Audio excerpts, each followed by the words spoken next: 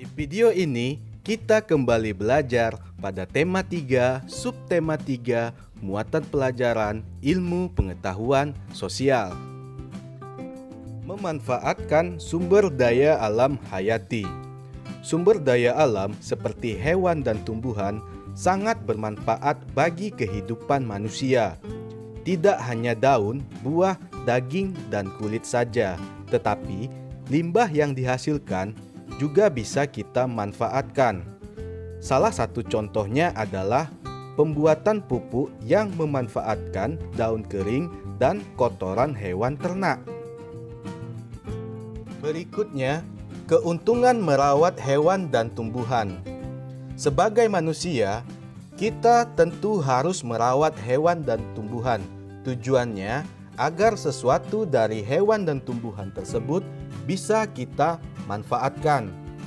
Yang pertama, contohnya pohon mangga. Pohon mangga yang kita rawat akan menghasilkan buah, sehingga buah tersebut dapat kita makan.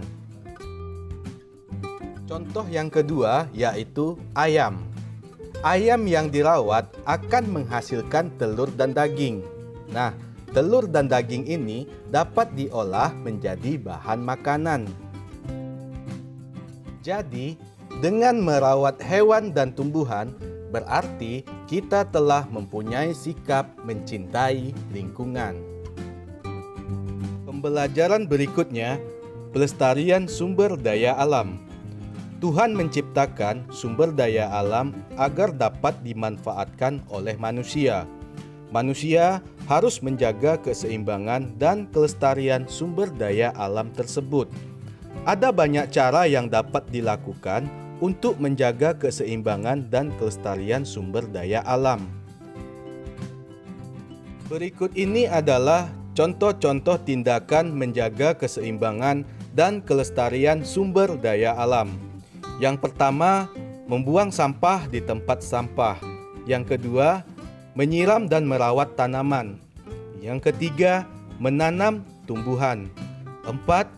Merawat hewan peliharaan dengan baik.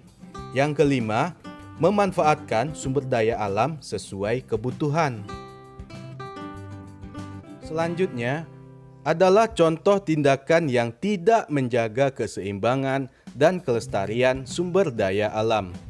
Yang pertama, berburu hewan langka.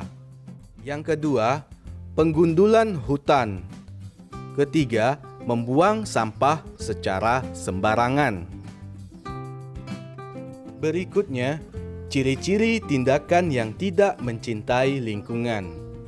Pertama, memanfaatkan sumber daya alam seperti hewan dan tumbuhan secara berlebihan. Kedua, memanfaatkan sumber daya alam tanpa memperhatikan kelestarian lingkungan. Yang ketiga, tidak menjaga kebersihan lingkungan. Jadi, sebagai seorang manusia, kita harus memanfaatkan sumber daya alam secara bijak dengan tetap menjaga keseimbangan dan kelestarian lingkungan.